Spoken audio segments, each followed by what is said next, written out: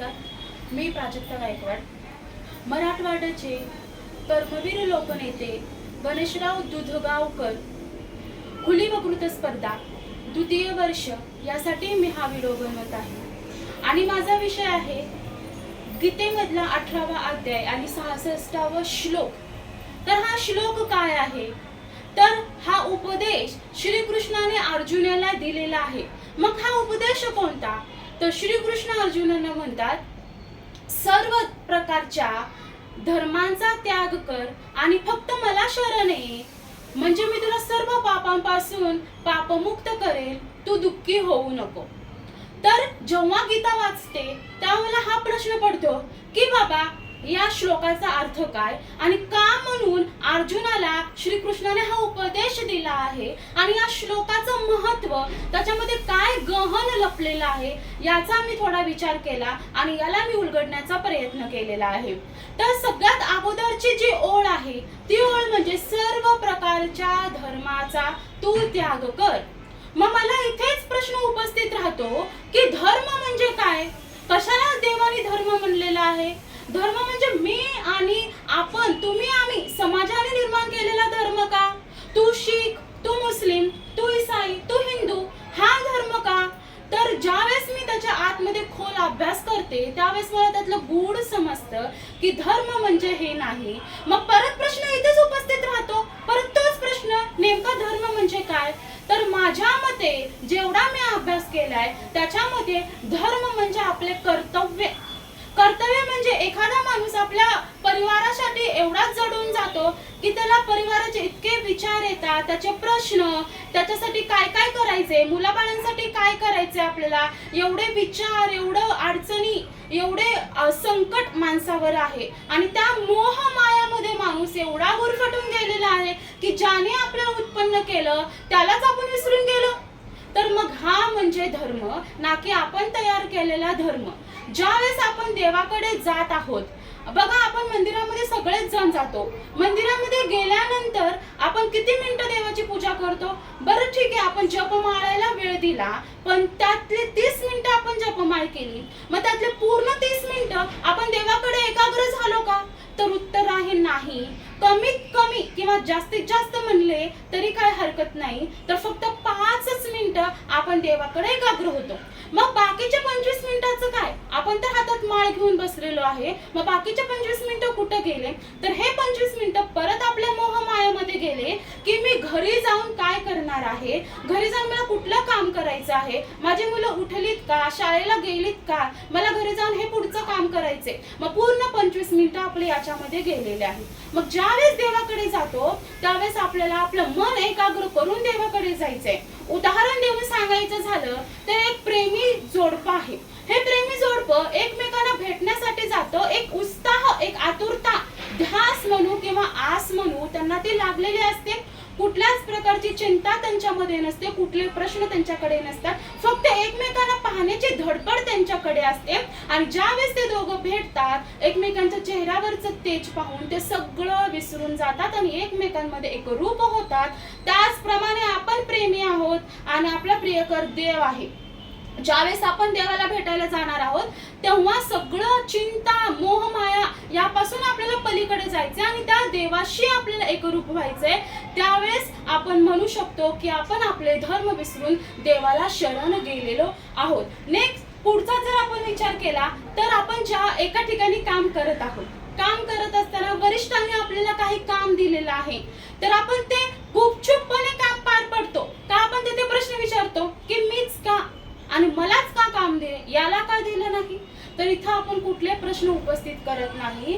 त्यावेळेस आपण पुढच्या फळाचा विचार करतो की मी आज काय काम केलं तर नक्कीच आपल्याला त्याचा काहीतरी फायदा होईल. मग तसंच आपल्याला देवाकडे जाताना कुठलेच प्रश्न देवाला विचारायचे नाही. मन एकाग्र करून मनामध्ये फक्त प्रेम, मनामध्ये देवाला भेटण्याची आस धरून देवाकडे जायचे आणि पुढचं फळ आपल्याला भेटणार आहे. मग कुठलं आहे पुढचं फळ, तर पुढचं फळ म्हणजे देव आपल्याला, श्रीकृष्ण आपल्याला सांगतात की मला शरण ये, मी सर्व पापांपासून तुला मुक्त करील, तू दुःखी होऊ नको. म्हणजे आपल्याला परमसुख त्यावेळेस देव हा देणार आहे. उदाहरण देऊन सांगायचं म्हणलं तर सुदामाचं आणि श्रीकृष्णाचं प्रेम जर आपण बघितलं, दोघंही बालपणाचे मित्र, पण ज्या वेळेस गरिबी सुदामाला असते आणि ती गरिबी मिटवण्यासाठी श्रीकृष्णाकडे सुदामा जातो. त्यावेळेस त्याला नाना प्रकारचे प्रश्नांनी भांबावून तो गेलेला असतो की बाबा आता श्रीकृष्ण राजा झालेला आहे, मी तिथं गेल्यानंतर तो मला ओळख तरी देईल का, माझ्याशी बोलेल का, माझा मान सन्मान अगत्य करेल का आणि माझी मदत करेल का, हे सगळे प्रश्न. बघा आपण हे विचार करा, आपला एखादा मित्र आहे, तो आपल्यापेक्षा गडगंज श्रीमंत आहे आणि त्याच्याकडे आपण जातो तर त्यावेळेस आपल्याही मनात असे प्रश्न येतातच की स्वाभाविक आहे. मग असेच प्रश्न सुद्धा आम्हालाही पडलेले असतील. पण ज्या वेळेस दोघांची भेट होते आणि श्रीकृष्णाचं तेज पाहून सुदामा तिथे सगळं आपल्या अडचणी आपले संकट विसरतो आणि देवाशी एकरूप होतो, भेटण्याचा आनंद घेतो आणि देवाने त्याचं केलेलं जे अगत्य आहे, जे स्वागत आहे ते पाहून तो सगळं विसरतो. आणि ज्यावेळेस तो बाहेर निघायला जातो त्यावेळेस त्याला आठवते की अरे बाबा आपण आलो कशासाठी होतो, ते तर आपण केलेलंच नाही. पण बघा ज्यावेळेस सुदामा श्रीकृष्णाला भेटायला गेला त्यावेळेस त्याच्या मनामध्ये कुठेही संकटाबद्दल विचार आलेला नाही, त्याच्या प्रश्नांबद्दल, त्याच्या अडचणींबद्दल किंवा त्याचं मत त्याने श्रीकृष्णाला मांडलेलं नाही. त्यावेळेस तो प्रेमामध्ये इतका वाहून गेला की तो देवाशी एकरूप झालेला आहे. ज्यावेळेस बघा मनुष्य शरीर जे आहे ते मोक्ष प्राप्त करण्याचं शरीर आहे. देवताही मनोकामना करतात की मला मनुष्य शरीर मिळायला पाहिजे. का बरं मनुष्य शरीर इतकं महत्वाचं आहे? ज्यावेळेस मनुष्य मरणाच्या दारामध्ये आहे त्यावेळेस आपल्याला एकीकडे आपल्या सगळ्या मोहमाया असतात आणि एकीकडे देव असतो. मग त्यावेळेस आपल्याला निवडायचं आहे की आपण मोहमाया निवडणार आहात का देव निवडणार आहे. देव सुद्धा आपली त्यावेळेस वाट बघत असते की माझं लेकरू माझ्याकडे येईल. जसं एखादी आई आहे ती तिच्या लेकराची वाट बघते, व्याकुळतेने वाट बघते की बाबा आज ते येईल, उद्या नाही तर परवा येईल, माझ्याकडे येईल. हीच आस आणि तोच ध्यास आणि तीच व्याकुळता देवालाही त्यावेळेस लागलेली असते. जर आपण देवाकडे गेलो तर आपल्याला मोक्ष हे मिळतं. मग मोक्ष कसं मिळवायचं तर त्यावेळेस आपलं सगळं ध्यान मन हे देवाकडे असलं पाहिजे आणि आपण ओम मंत्राचा उच्चार केला पाहिजे.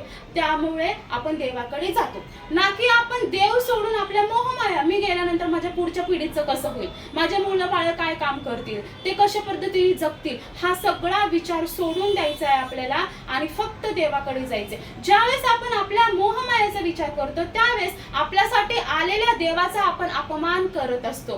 त्यामुळे आपल्याला देवाला भेटायला ज्यावेळेस जाते तर एकाग्र होऊन आपल्याला जायचं आहे. एक उदाहरण आणखीन देऊन मी सांगते. ऋषी जड भरत हे होते तर ज्यावेळेस त्यांनी एक हरणाचं पिल्लू पाळलं होतं ते इतके त्याच्यामध्ये रमून गेले की त्याला त्याचाच विचार यायचा. ज्यावेळेस ते मरणाच्या दारामध्ये होते त्यावेळेसही त्यांना त्यांच्या हरणाचाच विचार यायचा आणि पूर्ण जन्म जेव्हा झाला त्यांचा त्यावेळेस ते हरणाच्या रूपामध्ये जन्माला आले. म्हणजे आपण जो विचार करतो मरणाच्या वेळी तेच आपल्या सोबत होतं. त्यामुळे आपण मरणाच्या वेळेस सुद्धा देवाचा धाव आपण केली पाहिजे. सगळे मोहमाया आपण बाजूला ठेवल्या पाहिजे. मग का बरं आपण मोहमायाचा विचार करतो, का बरं आपण आपल्या संकटाचा विचार करतो ज्या की आपल्या नाहीच, बरोबर ना. देवाने आपल्याला उत्पन्न केले, मग आपल्यापेक्षा जास्त काळजी कोणाला आहे तर देवाला आहे. एकदा सगळ्या अडचणी सगळे कष्ट देवावर टाकून बघा, त्याचं समाधानही देवाकडे आहे. जो कुछ है सब तेरा, जो कुछ मेरा है सब तेरा, मेरा मुझ में कुछ नहीं, मेरा मुझ में कुछ नहीं, जो है सब तेरा. म्हणजे माझ्याकडे जे काय आहे ते सगळं तुझंच आहे. माझ्याकडे स्वतःचं काही नाही, माझ्याकडे माझं अस्तित्वही नाही, माझा अहमपणा, माझा मीपणा हे सुद्धा माझ्याकडे नसलं पाहिजे ज्यावेळेस मी देवाला भेटायला जाते.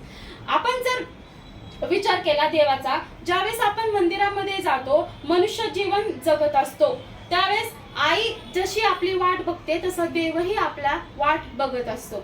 बघा ज्यावेळेस एखादं लहान मूल आहे एखाद्या चिखलामध्ये पडलेला आहे, घाण झालेला आहे त्याचं पूर्ण शरीर, तर हा कुणाकडे पळत जातो तर त्याच्या आईकडे पळत जातो आणि त्याची आई काय करते, त्याला स्वच्छ घासून पुसून आंघोळ करून देते आणि त्याचं नवीन शरीर त्याला पहिल्यासारखं करून देते. सेम त्याच पद्धतीने त्याच प्रकारे आपल्याला सुद्धा करायचंय. ज्यावेळेस आपल्या शरीरावर लागलेलं चिखल म्हणजे चिखल रूपी पाप आहे, हे पाप घेऊन आपल्याला देवाकडे जायचे. असं कुठलाच मनुष्य नाही त्याने जीवनामध्ये येऊन पाप केलेलं नाही. प्रत्येकाने लहान सहान पाप केलेले असतात. तर हे आपलं शरीर, हे आपलं मन घेऊन आपल्याला देवाकडे जायचं आहे. त्यावेळेस देवाकडे जाताना फक्त मन एकाग्र करून जायचंय. कुठलेच मनामध्ये कुशंका शंका नसल्या पाहिजे. तिथे गेल्यानंतर देव आपल्याला तयारीतच आहे. देव आपल्या जवळ घेण्यासाठी आणि तो आपल्याला जवळ घेऊन आपले जे पाप आहे तो धुवून टाकणार आहे आणि आपल्याला शाश्वत सुख शाश्वत शांती देव हा आपल्याला देणार आहे. तर मग विचार करा, हा जो जेवढा पण आपण गीता वाचली त्या पूर्ण गीतेचा जो सार आहे तो त्या शेवटच्या श्लोकामध्ये आहे. आणि या साराप्रमाणे हा सार आपण जर समजून घेतला आणि त्या पद्धतीने जर आपण चालायला लागलो तर नक्कीच आपण देवाला पासून लांब राहणार नाही. देव आपल्याकडेच आहे, देव आपल्या सोबतच आहे, पण आपण त्याच्या सोबत जात नाही, आपण त्याच्याकडे जात नाही, कारण ह्या सगळ्या मोहमाया आपल्याला आडव्या येतात. तर हा सार समजून आपण सगळं सोडून परत आपण असं म्हणायला नाही पाहिजे की माझे कर्तव्य आहेत आणि ते मला पार पाडायचे आहेत. जर देव स्वतः सांगतो की तुझे जे कर्तव्य आहेत ते विसर आणि माझ्याकडे, मग आपण कशाचा विचार करतोय? तर विचार करायचा नाही. सगळे जे आपले मोह माया आहेत ते सोडून आपण देवाकडे जायचं आहे. मनी नाही भाव आणि देवा मला पाव, देव आशानं पावायचा नाही रे, देव बाजारचा भाजीपाला नाही रे.